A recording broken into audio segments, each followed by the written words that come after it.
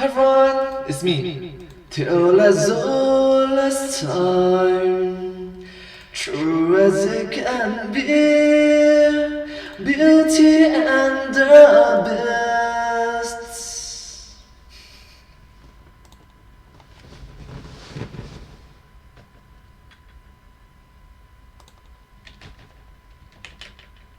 Every last inch of me's covered with hair. Oh, really? Hello, Internet! Welcome to Film Theory, where today's little episode will teach you that not everything is A-OK in Disney's fairy tale universe. Hello Internet, welcome to Film Theory. Case in point, one of my personal favorites, Beauty and the Beast. Similar to a lot of the classic movies like Snow White and Sleeping Beauty, Bee and the Bee opens with a storybook-style preface that dumps a whole bunch of exposition on the audience, meaning the kiddies don't have to schlep through a bunch of backstory before they get to the singing teacups and promiscuous feather duster. In it, we're treated to a story about an arrogant, shallow prince living in a castle that's visited by an old beggar woman on a cold winter's night. So it's so you're trying to say is arrogant, shallow prince. Alright, continue. She's looking for a place to stay, and then tries to trade him a rose in exchange for a night out of the weather. According to the story, he turns up his nose at her rose and is so put off by how old and ugly she is that he Hello, my name is Cougar. Oh gosh. refuses to let her in. She warns him that real beauty comes from the inside, and that he shouldn't be swayed by appearances. But he's having none of it and tells her to get lost. At that point, she changes into a beautiful sorceress, and the prince sees that he's made a huge mistake. You've made a huge mistake. But his apologies come too late. In punishment for his arrogance, she turns him into the beast. So, what's the theory here? Wow. Why? Why do you have such a horrible punishment? I mean, he deserves to be punished, but it's over. You are at fault right now for punishing him too hard. Well, along with transforming him into a monster, the sorceress also gives him the rose he rejected, which, surprise, surprise, happens to be a magical rose. It comes with Penn and Teller. the catch that it'll bloom until he turns 21, at which point he's either had to have found someone who loves him, or he'll stay a beast forever once that last petal falls. Basically the most elaborate hourglass ever. Oh, and before she goes, all the prince's employees are turned into cutlery.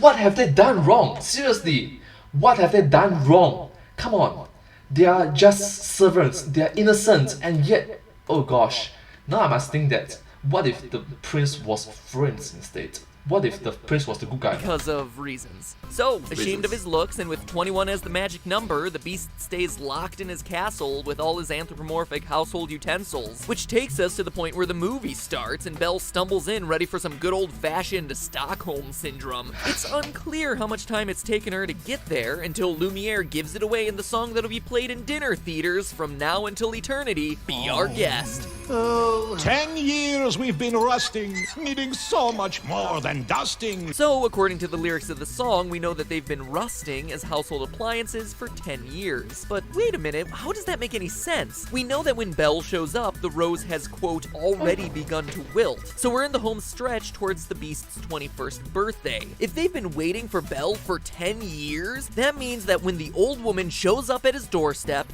21 years old, minus 10, the prince was only like 10 years old, 11 years old. the prince was, at most, 11 years old. And I know what you're gonna say in the comments, but MatPat, those are song lyrics. They might just be hyperbolic representations of real story elements. To which I would say, wow, what an incredibly well-articulated response for the YouTube comments section. But For the YouTube comment sections, do remember to comment down below if you have anything to share with us. Don't forget, let's continue.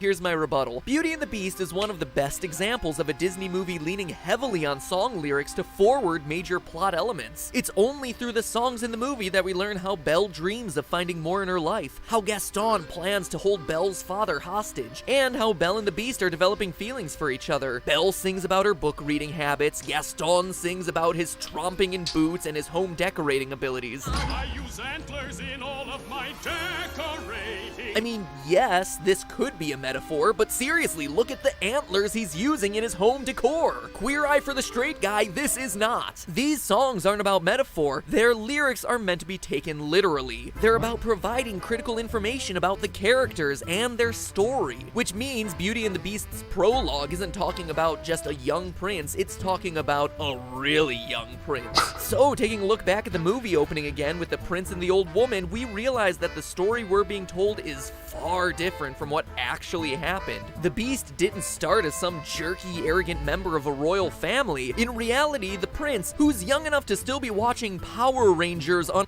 And you must think about it, alright? The punishment is too harsh on a 11 years old, 10 years old kid. Yeah, you don't give adult-like punishment to adolescents. You don't give adult-like punishment to kids. You just don't. Ironically, mind you, answers the door in the middle of the night, which, as an aside, should actually fall on Cogsworth as the butler. Yeah, shouldn't Butler do it? Hashtag buttle fail. Once there, this 11-year-old boy finds a dirty old woman at the front door. She wants to come in, but he says no because, well, you know, he's a little kid who's alone in the middle of the night. Stranger danger. You do know that, right? Especially when I'm a small kid and you are an old lady. I do not know what you are thinking, what you are plotting. I was taught that to avoid this kind of individuals, you know, stranger danger. Stranger danger. She probably stinks of urine and forest wolf or something. Those things were so scary. She offers him a rose, but he's not interested because, well, can someone say stranger danger? Don't accept candy or creepy glowing floral arrangements from strangers, kiddos. And knowing is half the battle. And when she turns into And knowing is half the battle. a beautiful sorceress, he apologizes because he's a nice kid who didn't mean to offend her. But the sorceress apparently has a vendetta, showing no leniency to a kid who is doing what all responsible young kids should have done in that situation. She curses him by making him grow up as a monster. That means, think about it. The kid was a good kid. The witch, the enchantress, the person who with the magic, was the bad person. As if puberty didn't suck enough. Oh, Acne and because she's really a lot more evil than Disney's storybook opening would have us believe, she also happens to curse everyone else in the house because why not? Why not? Innocent individuals, why not? Which probably be hating on some rich folks up in his house. Then, over the next 10 years, he hides. Even more than he would as a regular teenager. During that time, he develops a grand total of 0 social skills and doesn't even know how to begin when approaching a girl, much less getting one to fall in love with him. In his state of arrested development, I've made a huge mistake. he doesn't know how to react when Belle's father shows up at the castle. He acts like a kid because you guess what? He became a beast when he was a kid. Alright? The proper education wasn't available when you are when society rejects you.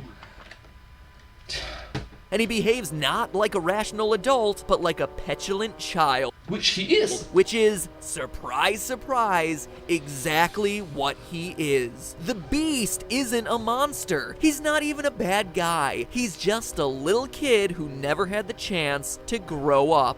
But hey, that's just a theory. A film theory. And cut. And if you like that video, click the rose to subscribe. If not, I'll put a curse on you that forces you to watch nothing but Disney toy unboxing videos for the next 50 years. And if you like this one, click my theory on Harry Potter not being the only chosen one by clicking here. Or find out why the movie Shrek was a big middle finger to Disney by clicking here. Now, if you'll excuse me, I have an expectorating contest with my name on it. Subscribe! Thank you so much, and do remember to show support for the Film Theorists as well. They are just awesome individuals with, last time I checked, 10.1 million subscribers. They're just awesome individuals. And yeah, if you do like this video, please remember to like, share and subscribe to my channel, and comment down below if you have anything to share with us. Don't forget to follow my channel, and I sincerely appreciate all of your support and encouragement for my work. Thank you for your uplifting words, and yeah, do remember to show support for the Film Theorists as well. I just love them. I'm just a huge fan. Yeah, anyways, but hey, that's just a theory. A film theory. Thanks for watching.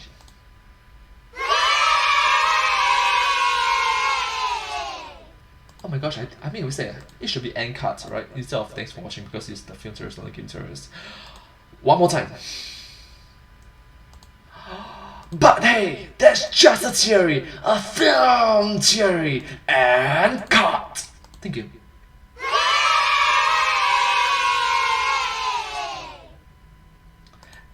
And I'll see you in my next video.